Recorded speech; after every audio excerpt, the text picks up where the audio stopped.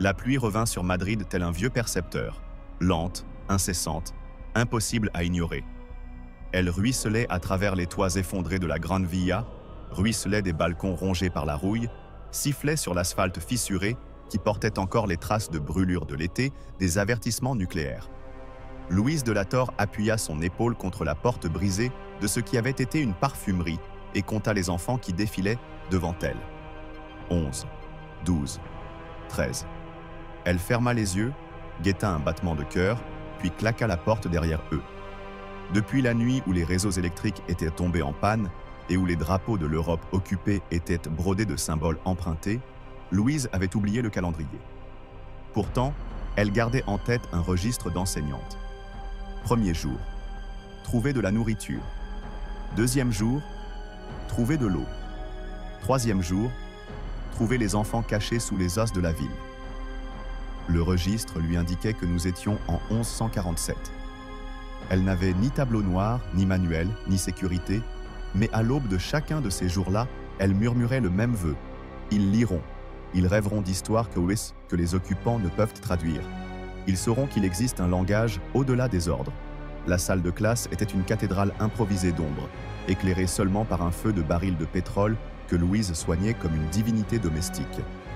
Des étagères calcinées servirent de bancs, un miroir fêlé récupéré dans un salon de coiffure servait à la fois de fenêtre et de tableau noir.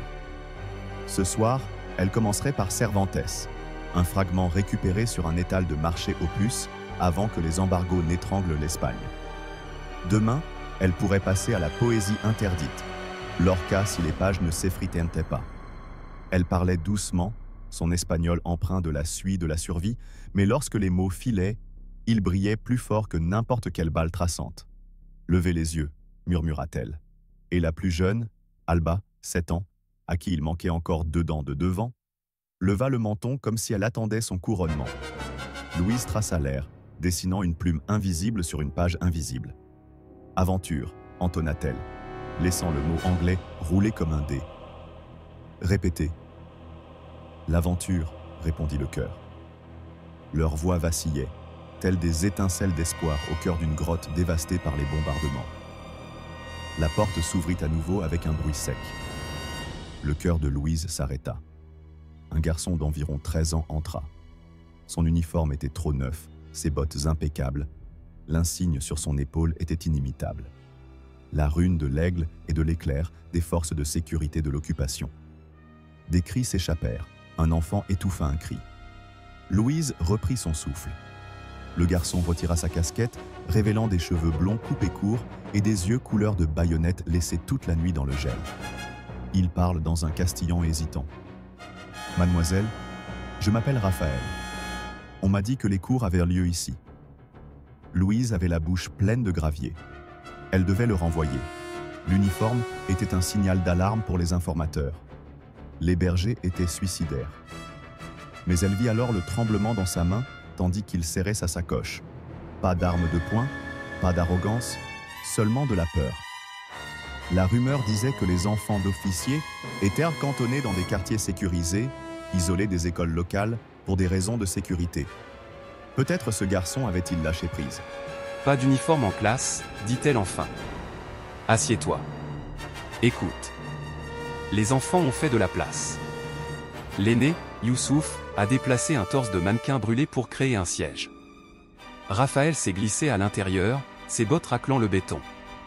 Louise reprit. Elle parla de Don Quichotte se battant contre des moulins avant qu'il n'en était jamais de simples, d'histoires armures, d'illusions assez puissantes pour blesser des géants.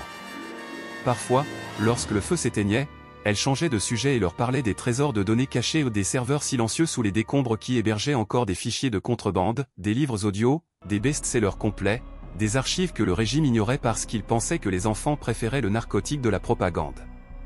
Pourtant, dans ces sanctuaires compacts de MP3 vivaient d'autres mondes, le livre audio fantastique, le livre audio pour dormir, le livre audio de science-fiction, le livre audio d'apocalypse, chacun une clé que les envahisseurs avaient oublié de confisquer. Les enfants buvaient chaque syllabe, comme le sable boit le sang rapidement, sans interruption. Louise observait Raphaël plus que tout. Il était figé, mais lorsqu'elle cita une phrase sur la dignité qui permet de survivre même sous les chaînes, son regard vacilla. Une fissure, légère mais réelle. Après le cours, tandis que les autres se dispersaient dans des tunnels tracés uniquement dans l'esprit de Louise, Raphaël resta sur place. Il sortit de son cartable un carnet corné et une minuscule clé USB illégale. « Je peux faire du commerce », murmura-t-il. La peur disparut, remplacée par une urgence désespérée. Il y a de la littérature en 3 langues. Et, la voix de ma mère. Avant la guerre, elle lisait des histoires en ligne. Elle les enregistrait. Sa voix se brisa comme de la glace. « S'il vous plaît. J'ai besoin de l'entendre à nouveau. » Dehors, des mortiers grondaient au loin, les forces d'occupation testaient des dispositifs de contrôle des foules. Louise fixait l'allée, la main tremblante du garçon, l'uniforme. Le registre qu'elle avait en tête contenait une autre ligne, la confiance coûte plus cher que les balles. Elle arriva. Elle prit la route. Demain, dit-elle. Apportez des vêtements civils. Personne n'apprend en armure. Il hocha la tête, les larmes cachées dans l'écho de la pluie, et s'enfuit dans les couloirs de débris.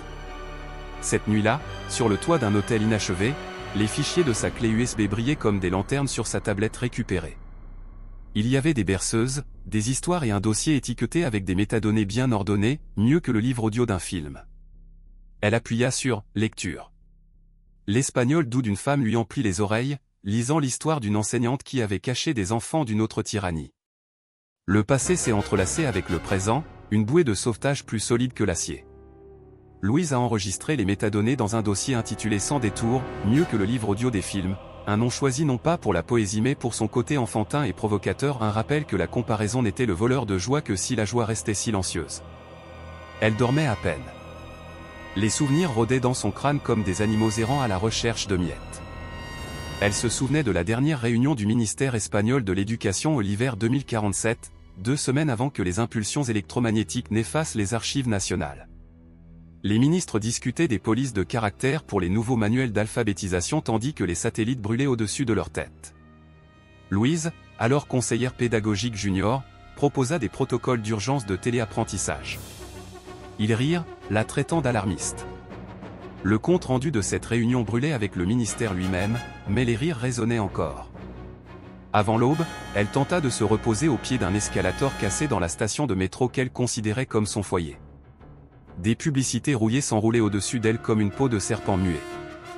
Une affiche montrait encore une famille souriante portant des lunettes de réalité augmentée, la légende promettant un livre audio fantastique qui ouvrirait les portes de l'imagination. Le régime avait interdit la fantaisie, craignant qu'elle n'apprenne aux populations à imaginer des fins alternatives.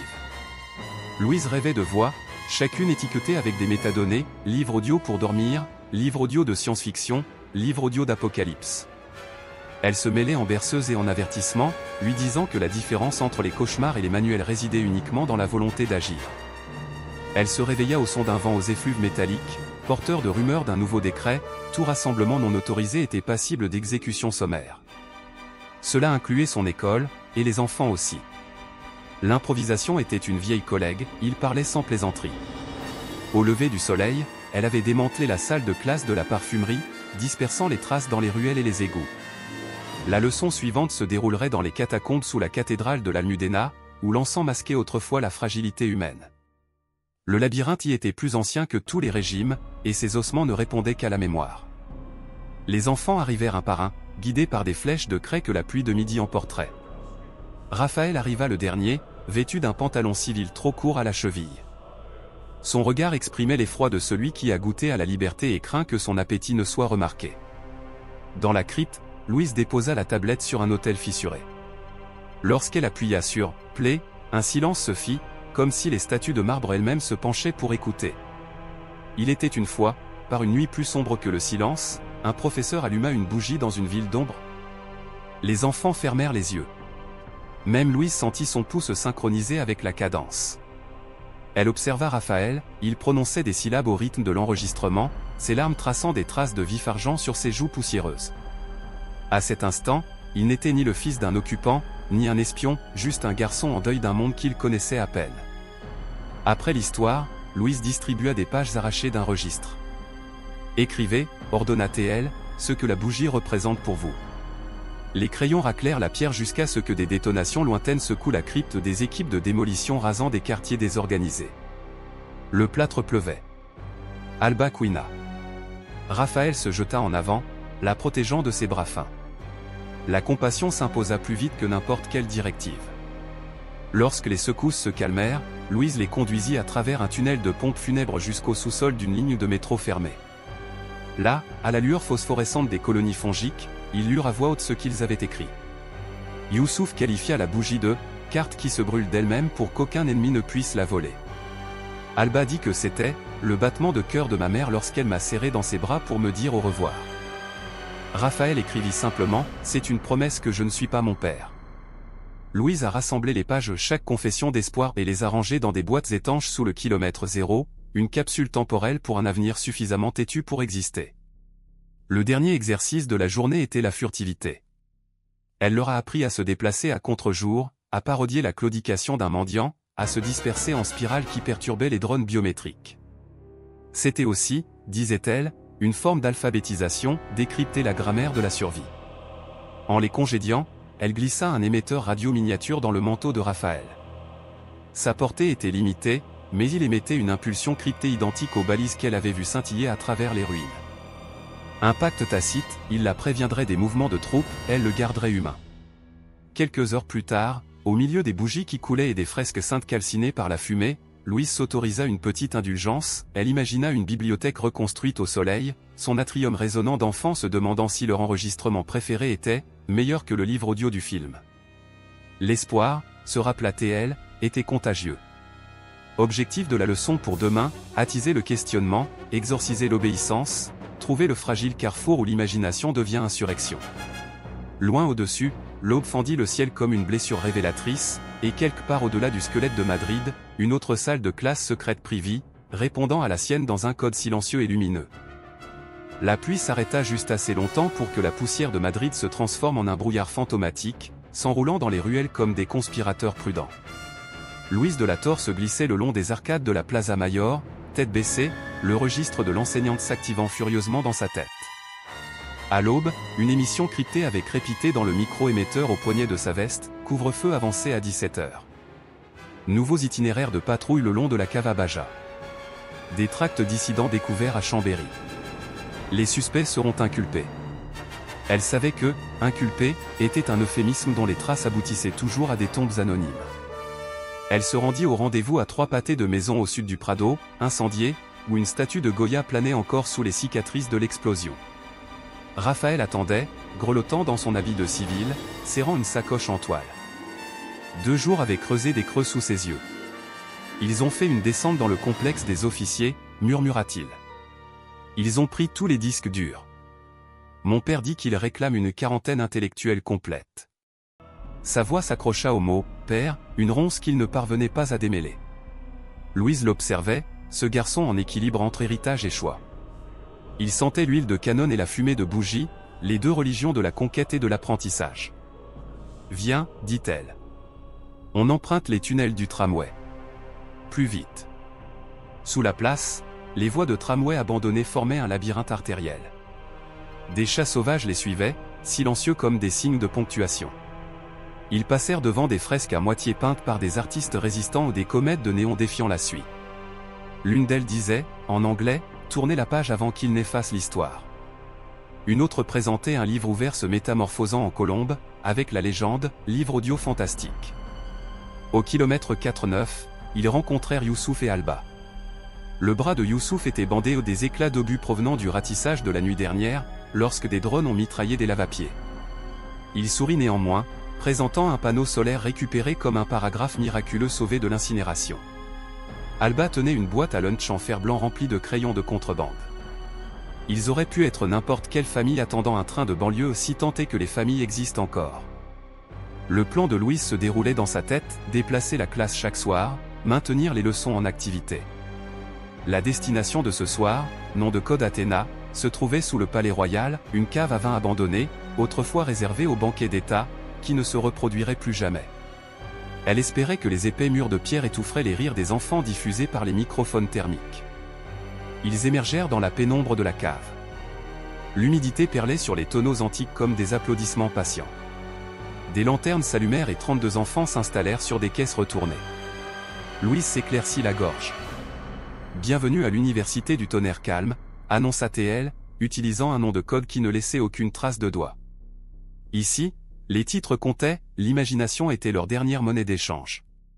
Elle poursuivit avec une leçon sur les narrateurs peu fiables des histoires qui déjouaient les masques comme les rebelles franchissaient les postes de contrôle.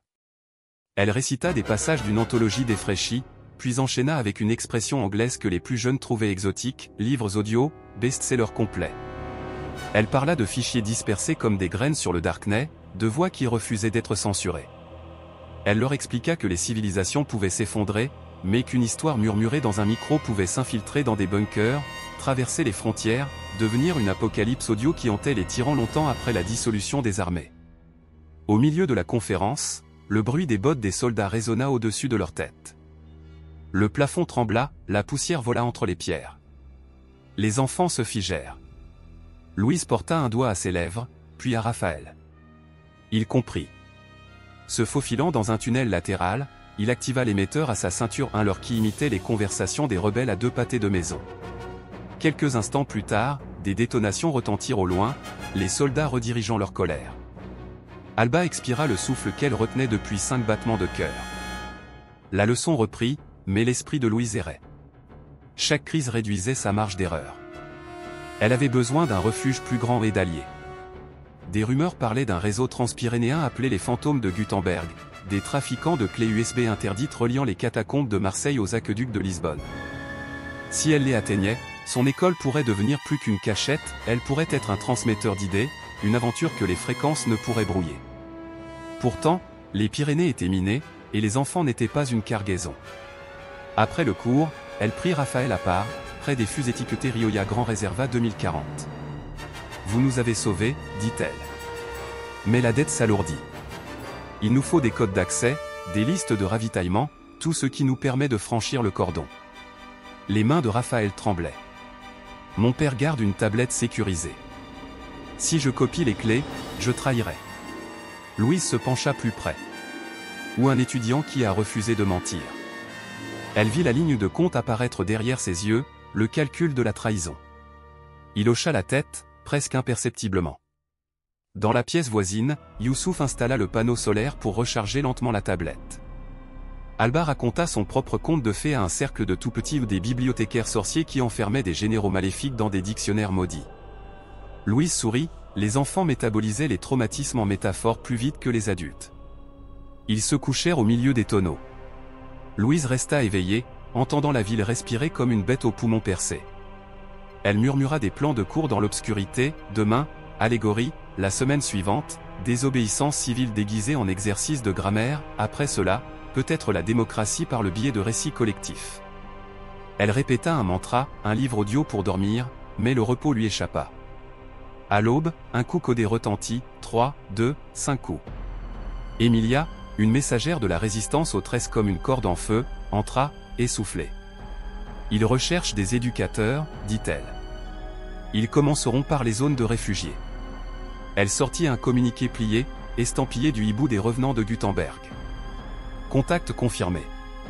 Couloir d'extraction possible via Aragon, minuit dans 4 jours. Justificatif requis, preuve de bien culturel. Un atout culturel, murmura Louise. Ça veut dire les enfants. Son estomac se serra. Elle les imaginait gravir les montagnes sous un regard noir. Certains avaient les poumons affaiblis par les hivers chimiques, d'autres, des cauchemars qui les empêchaient de marcher. Elle examina l'autre offrande d'Emilia, un cylindre de cire scellé avec du ruban adhésif thermique.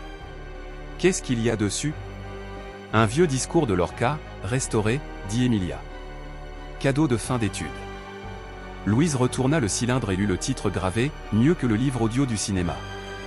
Elle rit, un rire qui la surprit elle-même. Pas d'exagération trop grande pour le marketing de survie. Cet après-midi-là, Raphaël revint, le visage blême, fourrant un fragment de données dans sa paume. Privilège d'administrateur Racine, murmura-t-il. Mais les soldats m'ont suivi. Les sirènes hurlèrent à la surface.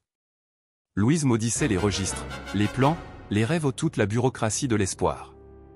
En quelques minutes, des projecteurs jaillirent des bouches d'aération à hauteur du cou. Des haut-parleurs tonnèrent des ordres, non inscrits, sortaient les mains visibles. Les enfants gémirent. Louise fit des choix rapides, Youssouf et Emilia envoyèrent la moitié de la classe dans un tunnel de puisard. Louise, Raphaël et le plus jeune se précipitèrent par une trappe dans les citernes du palais. Là, les genoux dans l'eau stagnante, l'esprit de Louise s'emballait. Elle ne sacrifierait pas Raphaël, son code pouvait libérer des centaines de personnes. Elle lui toucha l'épaule. « Tu connais une autre issue ?» Il déglutit. « Oui, la pompe secondaire de la crypte. Mais la grille est soudée. » Louise repêcha un pied de biche rouillé dans les débris. « C'est l'heure de l'apprentissage, dit-elle. La physique, l'effet de levier. » Ensemble, ils forcèrent jusqu'à ce que le métal chante la défaite. Elle fit passer Alba et deux bambins. Des coups de feu firent trembler les pierres derrière eux. Raphaël poussa Louise en avant en criant « Allez !» Il se retourna, leva les mains et s'avança vers les silhouettes qui approchaient. Non. Louise se précipita, mais il claqua la grille. Des bottes giclèrent. Le tunnel résonna d'ordres aboyés, puis du claquement cinglant des crosses de fusil. La voix de Raphaël se transforma en un grognement, puis en un silence. Le monde se comprima au rythme du cœur de Louise. Elle guida les enfants à travers les égouts jusqu'à ce qu'ils refassent surface dans les jardins du Campo del Moro. La nuit les enveloppa. Des fusées éclairantes au loin peignirent le palais de rouge. Louise serra l'éclat de donner un fantôme dans son poing et, à cet instant, une clarté brutale se cristallisa, les histoires exigeaient des sacrifices, la liberté exigeait des rédacteurs suffisamment courageux pour se priver de leur propre sécurité. 2 jours plus tard, Louise, Youssouf, Alba et 26 autres personnes se rassemblèrent à bord d'un camion à bestiaux rebaptisé Transport Humanitaire Emilia au volant, le moteur toussant comme un secret chronique. Les Pyrénées se profilaient devant eux, leur sommet cerné de neige radioactive. Des drones bourdonnaient au-dessus de nos têtes, mais le brouilleur d'Emilia crachait des parasites numériques ressemblant à des chants d'oiseaux. Louise brancha le cylindre de cire sur un lecteur cabossé branché sur la console du camion. Le timbre ressuscité de l'orca se répandit dans l'habitacle. Le théâtre est une poésie qui naît du livre et devient humaine. Les enfants écoutaient, les yeux écarquillés, le camion cahotait sur l'asphalte creusé. Youssouf demanda ce que signifiait le théâtre. Louise répondit, « C'est un endroit où la vérité se déguise en mensonge pour échapper aux gardes. » Alba pressa son front contre la vitre embuée. « Y aura-t-il école là où on va ?» Louise souriait à travers la suie. « Partout où l'on respire, il y a l'école. » Alors que l'aube se levait derrière les pics dentelés, Youssouf aperçut un drone frontalier qui s'approchait d'eux. Les sirènes d'alarme hurlèrent. Emilia accéléra le moteur. Louise se plongea dans le registre rappel, ravitaillement, code d'évacuation et se prépara. Ce qui allait suivre s'inscrirait sur les ruines de l'Europe dans une police qu'aucun occupant ne pourrait effacer. Elle inspira, goûta la neige et le diesel et murmura la leçon du jour, l'aventure. La neige hurlait sur la crête comme un cœur de radio cassé, noyant le moteur mourant du camion dans un vacarme blanc. Emilia lutta une dernière fois contre le levier de vitesse, le métal crissa, quelque chose au fond de lui craqua, et le véhicule dérapa latéralement jusqu'à ce que les roues arrière se bloquent contre une plaque de glace irradiée.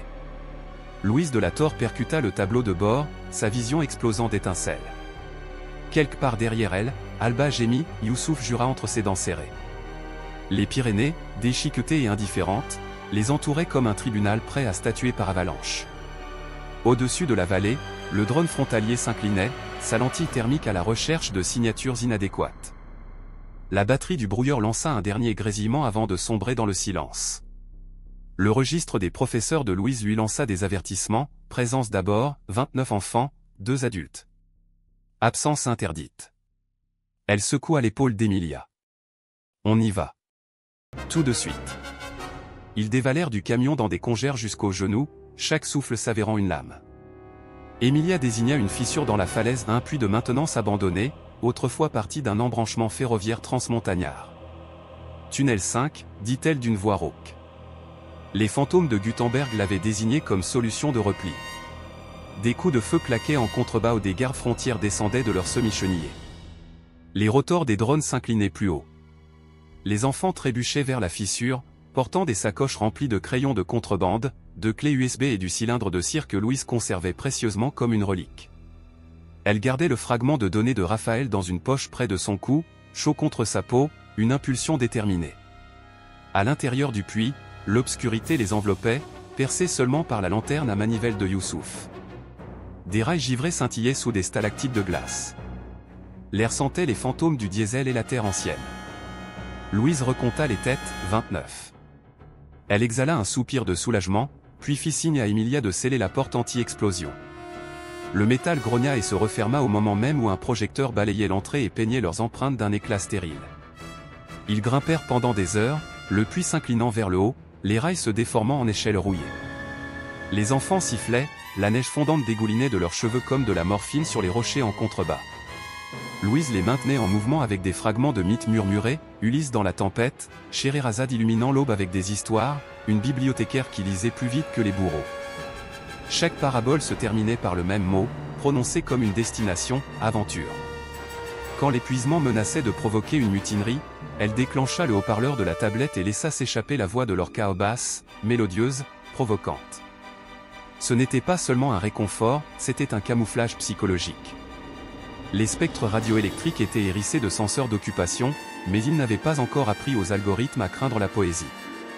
À mi-pente, le tunnel débouchait sur un poste de commutation enterré. Des signaux rouillés pendaient comme des sémaphores gelés. Un réchaud de camping sifflait, déjà allumé. Des silhouettes émergeaient de l'ombre, vêtues de capes cousues de pages de livres délavés. Leur chef, une femme nerveuse aux cils cerclés de givre, tendait des mains gantées. Maya, se présenta-t-elle. Les fantômes de Gutenberg. Son anglais avait le rythme saccadé des vieux feuilletons de la BBC rediffusés illégalement après le couvre-feu. Tu es en retard. Problème de drone, halta Emilia. Le regard de Maya parcourut les enfants. Ce sont des biens culturels. Bien. Elle désigna Louise du doigt. Vous devez être la bibliothécaire enseignante que tout le monde cite. Professeur, corrigea Louise. Aspirante bibliothécaire. Le sourire de Maya fut une brève étincelle. On est tout prêt. On a des transports qui nous attendent, mais le dernier téléphérique part dans 40 minutes, après ça, les satellites thermiques dominent le ciel. Elle lança à chaque enfant une fine feuille chauffante imprimée de clés de chiffrement qui ressemblaient à des constellations. Portez-les sous vos vêtements. Ils brouillent les infrarouges. Ils suivirent Maya dans un couloir de maintenance qui s'ouvrait sur une caverne dont le plafond se perdait dans le brouillard. Suspendu au-dessus du vide, un ancien téléphérique de fret oscillait au vent, sa coque criblée de soudure. La neige s'infiltrait par les interstices qui auraient dû abriter le plancher. Louise fit monter les enfants à bord. La voiture tangua, les roues crissant contre l'acier glacé. Youssouf actionna la manivelle sous la direction de Maya, les câbles grinçant tandis qu'ils avançaient lentement au-dessus de l'obscurité. À mi-chemin, les sirènes retentirent du côté espagnol, les soldats avaient percé le tunnel 5. Des projecteurs balayèrent la caverne. Un faisceau éclaira le flanc de la voiture, le métal siffla. Maya jura et bloqua un levier. Le téléphérique accéléra, des étincelles jaillissant dans l'abîme. Les balles ricochèrent sur les rivets. Alba poussa un cri perçant. Louise la serra contre elle, murmurant des vers de Don Quichotte sur la chevalerie errante et les probabilités insurmontables. Une autre balle transperça le toit, l'air glacial hurla à l'intérieur. Louise plaqua les enfants à plat ventre, les protégeant de son corps tandis que des éclats de glace s'abattaient au-dessus de leur tête. Puis, soudain, le téléphérique s'écrasa sur le quai le plus éloigné, manquant de les projeter par-dessus bord. Des mains les hissèrent sur le sol français ou des médecins résistant au brassard de la Croix-Rouge en lambeaux. Un médecin pressa des stéthoscopes contre leur poitrine minuscule, hochant la tête avec approbation. Un autre recouvrit de rubans adhésifs les impacts de balles dans le manteau de Youssouf. Louise se retourna. Le téléphérique, troué et oscillant, se détacha de sa poulie et plongea dans le gouffre. Les projecteurs disparurent dans la neige tourbillonnante. Un silence épais et coupable s'installa. Maya les conduisit dans une centrale hydroélectrique désaffectée dont les turbines, éventrées, abritaient des serveurs. Une chaleur les enveloppa, la vapeur s'échappait des cheminées géothermiques. Des racks de processeurs bricolés clignotaient en bleu et vert, le battement de cœur de données illégales. Sur le mur était peint, la bibliothèque est un champ de bataille où personne ne saigne, mais où tout le monde se bat. On appelle cet endroit la bibliothèque zéro, dit Maya. D'ici, on reproduit tous les textes interdits et on les diffuse sur des réseaux maillés. Elle désigna un groupe de casques VR pour enfants. Et on crée des leçons. Sa voix s'adoucit. Tes leçons. Louise retint son souffle. Elle n'osait pas imaginer que son école puisse se résumer à des murmures. Maya ouvrit une trappe donnant sur une cabine d'enregistrement, tapissée de vieux rideaux de théâtre. Un micro, seul, était prêt. « Vous parlez » expliqua Maya. « Nous découpons votre voix, la synthétisons, multiplions les langues. Ensuite, nous intégrons des cours magistraux dans des flux de divertissement que les censeurs adorent, commentaires sportifs, bulletins météo, et même ces livres audio insipides, best-sellers que le régime approuve parce qu'ils émoussent l'esprit critique. Les auditeurs téléchargent ce qu'ils croient être de simples échappatoires comédies romantiques, feuilletons télévisés où à l'intérieur se cache un programme, logique, éthique, histoires interdites. » Louise toucha le micro, prise de vertige. Elle imagina le rire d'Alba encodé en ondes, les questions sincères de Youssouf enfouies entre les chapitres de son 7e autobiographie. « J'aurai besoin de temps pour écrire le scénario. »« Le temps est une arme, » répondit Maya. « Nous attaquons ce soir. » Les occupants annoncent de nouvelles mesures de rééducation à l'aube. Elle désigna d'un signe de tête le fragment de données de Raphaël accroché au cou de Louise. Ces clés d'administration nous permettent de pirater les antennes locales. Tu étais son dernier messager. Louise déglutit. Le chagrin la transperça, mais la détermination la suivit. Elle détacha l'éclat et le plaça dans la paume de Maya. Fais en sorte que chaque seconde vaille son silence. Les techniciens se mirent au travail. Une pluie binaire défilait sur les écrans, livre audio fantastique signait les 0, livre audio science-fiction signait les 0, livre audio apocalypse signait les 0. Des charges utiles cachées étaient insérées à des codes temporels prédéterminés, leçons sur le scepticisme de la Renaissance, manuel de décryptage déguisé en histoire du soir, dialogue socratique masqué par des berceuses pour enfants étiquetés, livre audio pour dormir. Pendant que les serveurs s'assemblaient, Louise rassembla les enfants dans une alcôve en béton décorée de fresques représentant des phénix. Elle ouvrit le cylindre de cire. La voix de Lorca résonna une fois de plus, récitant des vers sur les mères cousant des étoiles dans les manteaux de leurs enfants. À la fin du poème, Louise prit la parole. « Nous ne survivrons pas toujours au bal », a-t-elle déclaré. « Mais nous pouvons survivre au mensonge. Les histoires sont plus longues que les régimes. » Youssouf leva son bras bandé. « Mademoiselle, on est toujours dans votre classe. » Louise s'agenouilla. « Toujours. C'est juste une salle de classe plus grande. » Elle traça une ligne à la craie sur le sol. « Et ceci est la limite de la leçon connue. Au-delà, ensemble, nous en écrivons de nouvelles. » Les enfants hochèrent la tête, les yeux brillants. Quelques instants plus tard, Maya fit irruption. Téléchargement terminé. Il nous faut un tag final, quelque chose dont le public se souviendra même après que les censeurs auront supprimé les métadonnées. Alba intervint, sérieuse. Mieux que le livre audio du film. Des rires fusèrent parmi les techniciens. Maya sourit. Parfait. L'ironie est à toute épreuve. Louise se plaça derrière le micro. Une lumière rouge clignota.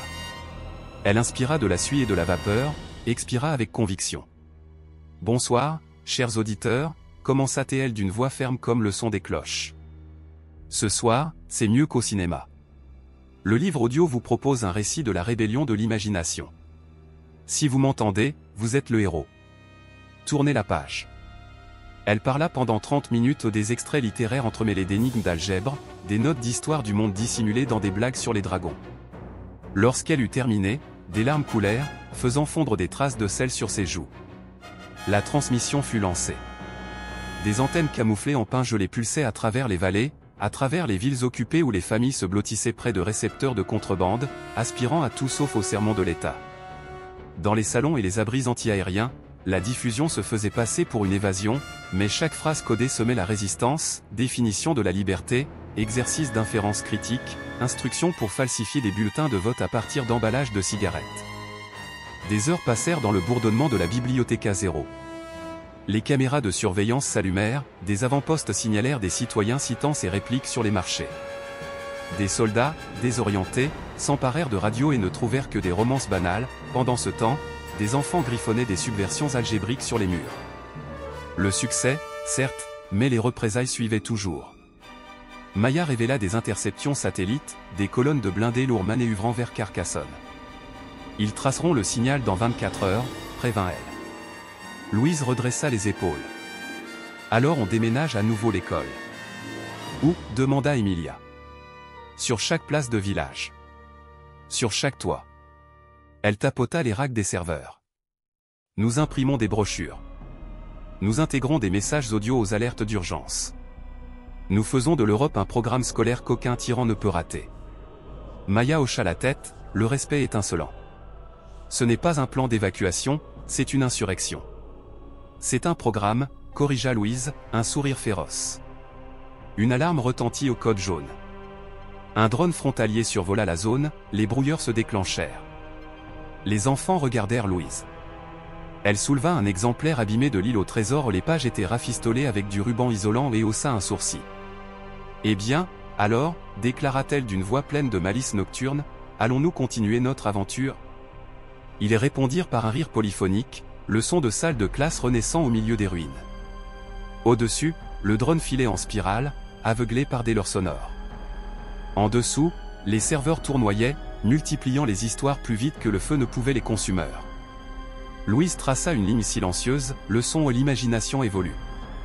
Dehors, le vent secouait la montagne comme un étudiant impatient se bousculant pour une place au premier rang. L'aube apporterait une pluie d'acier, mais jusque-là, la nuit appartenait au lecteur. Louise sentit la montagne trembler dans ses os de granit bien avant les premiers obus d'artillerie.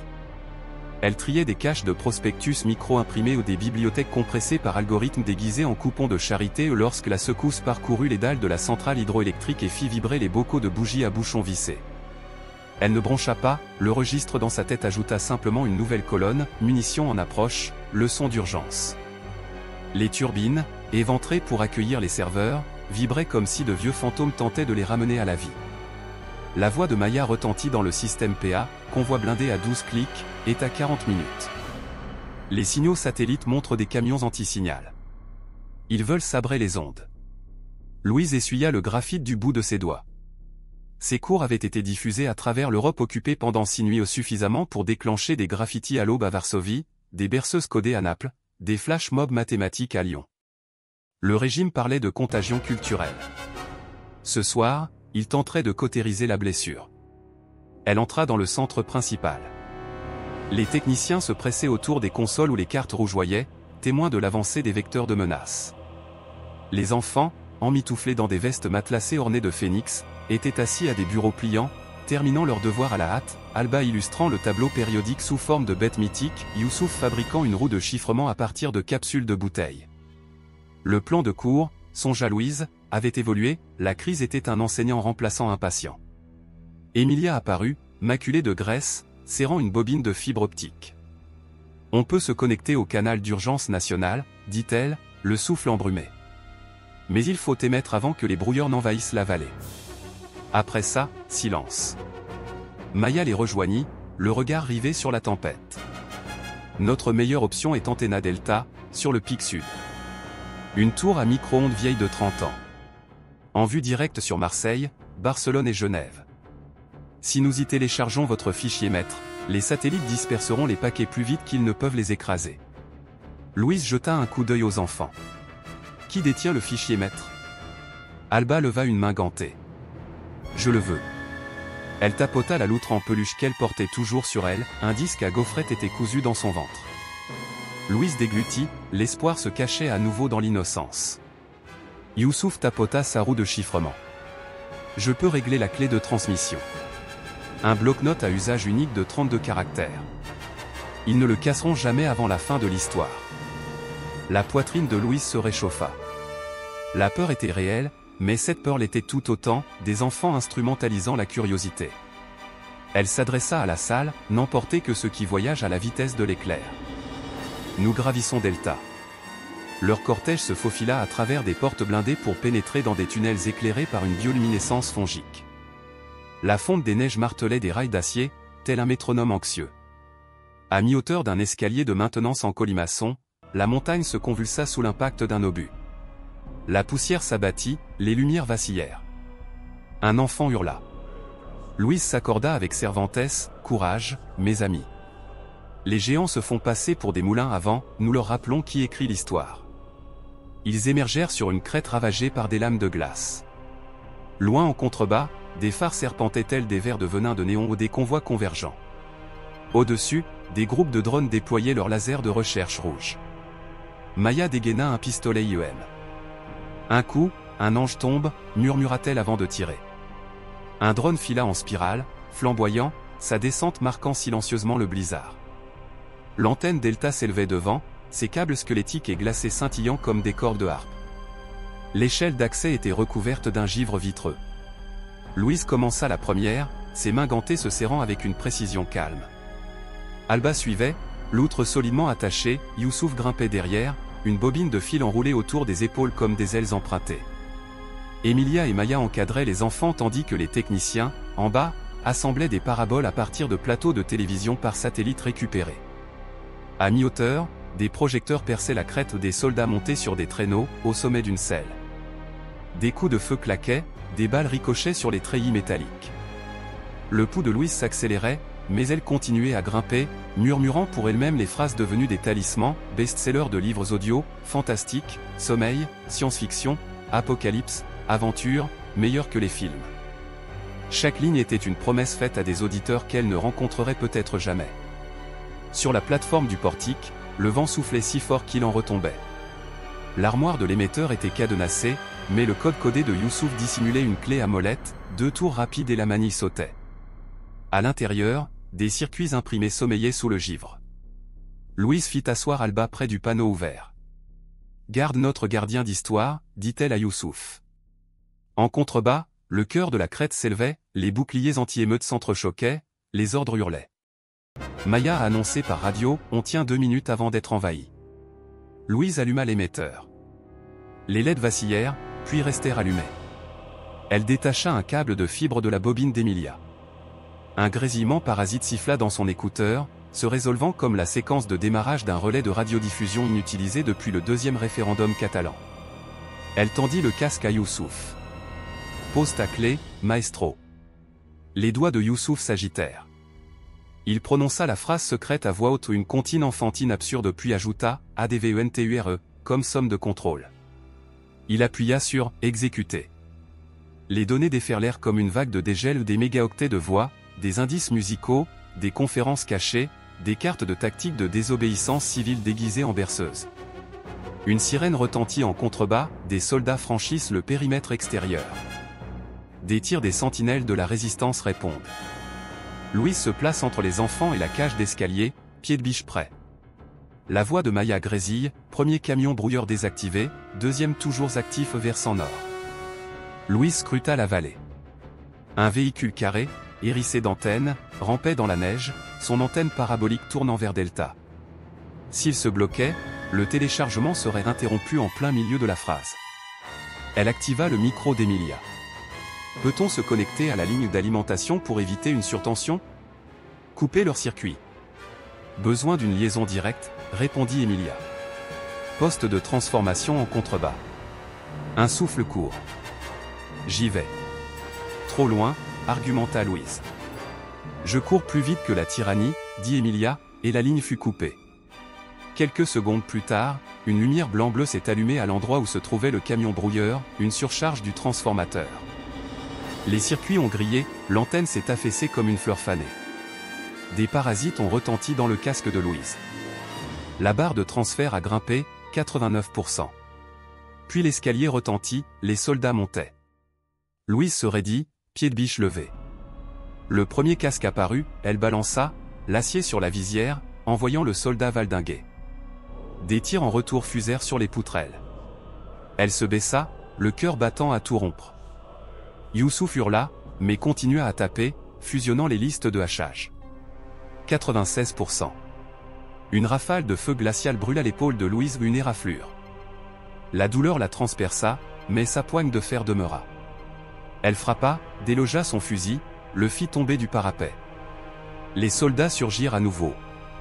Le temps se télescopa. Neige, sang, code tout se réduisit à l'instinct. Téléchargement terminé.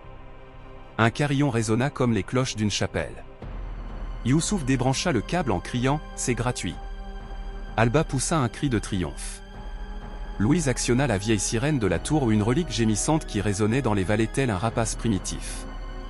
Elle signala la retraite. Voie de Maya, voie d'extraction ouverte côté haie. Déploiement de la couverture fumigène. Des grenades au phosphore blanc fleurissaient en contrebas, enveloppant la crête d'un brouillard fantôme. Les soldats tiraient au hasard, les balles sifflaient au-dessus de leur tête. Louise a rassemblé les enfants sur une tyrolienne de maintenance tendue plutôt en cas d'urgence. Youssouf a attaché son harnais, marmonnant des formules pour calmer ses nerfs. Alba a serré sa loutre. Louise les a accrochés à la poulie, les a poussés. Ils ont disparu dans le brouillard. Elle se coupa la dernière. Alors qu'elle agrippait la poignée, un soldat fit irruption, fusil pointé. Leurs regards se croisèrent, le sien, aveuglé par les ordres, et le sien, aveuglé par les plans de cour. L'espace d'un instant, elle se demanda s'il avait lui aussi écouté des histoires avant de s'endormir sur des explorateurs et des cieux impossibles. Elle s'élança. Des coups de feu claquèrent, une balle déchira l'air à l'endroit où se trouvait sa jambe. Le vent arracha un cri de sa gorge. Le monde se brouilla, neige, étincelles, nuit. En contrebas, les feux de la vallée scintillaient comme des constellations de hors-la-loi. Elle atterrit durement, roula, et remonta haletante au milieu des sapins couverts de cendres. Maya les fit signe d'entrer dans un ponceau où des motos de la résistance étaient au ralenti. Louise compta les têtes, 29. Emilia s'avança en boitant vers elle, le visage noirci par la suie, mais le sourire intact. Elle tenait une tablette brûlée, le toast de transformé. Moi aussi, mais on a acheté plein de décibels. Ils empruntèrent des sentiers sinueux jusqu'à ce que l'aube illumine le ciel à l'est. Arrivés à un belvédère sur un plateau, ils marquèrent une pause. Louise régla un récepteur large bande. Les parasites disparurent, se dissipèrent, et une voix émergea. La sienne, repliée grâce à l'autoréglage, se traduisit en des dizaines de langues. Bienvenue au programme de ce soir, celui de l'imagination sans peur. Nous commençons par des mathématiques déguisées en prophéties. Youssouf poussa un cri de joie. Alba fit une danse endormie. Même Maya s'autorisa un rire. De l'autre côté du cadran, d'autres voix se joignirent à lui ou des relais à Marseille, Bologne, Prague. Une polyphonie d'espoir piraté, désormais inarrêtable. L'épaule de Louise lancinait, sa manche était trempée de sang. Elle pressa de la neige contre la blessure et écouta les enfants débattre pour savoir si la leçon du jour porterait sur les trous noirs ou sur la cuisson du pain, 2 révolutions en miniature. Dans cette pâle lumière, elle voyait demain. Non pas un miracle brillant, une mosaïque de salles de classe récalcitrantes dans des tunnels de métro, de greniers, de grandes roues abandonnées. Des professeurs en haillons récitant du Shakespeare, des ingénieurs dessinant des plans sur du carton, des grands-mères fredonnant de la poésie soufie tout en tissant des câbles optiques pour en faire des tapis de prière. Un continent se renouant avec des syllabes plus solides que l'acier. La douleur à l'épaule s'intensifia, mais elle s'en réjouit aux preuves qu'elle était encore en train d'écrire une page. Elle s'adressa aux enfants. Souvenez-vous de ce sentiment. Quand le monde vous dit que le silence est synonyme de sécurité, rappelez-vous la tour que nous avons escaladée. Les histoires sont des échelles qu'aucune balle ne peut percer. Youssouf leva sa roue de chiffrement. Et maintenant, mademoiselle ? Ensuite, on archive. Elle désigna la tablette d'Emilia d'un signe de tête. On catalogue tous les récits qui ont survécu ce soir, le fantastique audio qui enseignait l'empathie, le SF audio qui imaginait de meilleurs moteurs, le livre audio pour dormir qui introduisait l'arithmétique dans les berceuses, le livre audio apocalyptique qui mettait en garde contre ce qui arrive quand la cupidité triomphe. On les étiquette, best-seller audio, pour que quiconque cherche du réconfort trouve par hasard la révolution. Ensuite, on commence de nouveaux enregistrements, encore meilleurs que ceux du film. Alba serra sa loutre dans ses bras. Est-ce qu'on rentrera un jour à la maison ? Louise s'agenouilla malgré la douleur lancinante. La maison, c'est là où on a le droit de penser à voix haute. Alors, là où on construit ce droit, c'est là que se trouve la maison. Le vent tourna, charriant des échos lointains, peut-être de l'artillerie, peut-être des feux d'artifice. Louise ne savait pas dire, les deux sonnaient comme la ponctuation d'histoire encore à écrire. Elle se leva, ferme.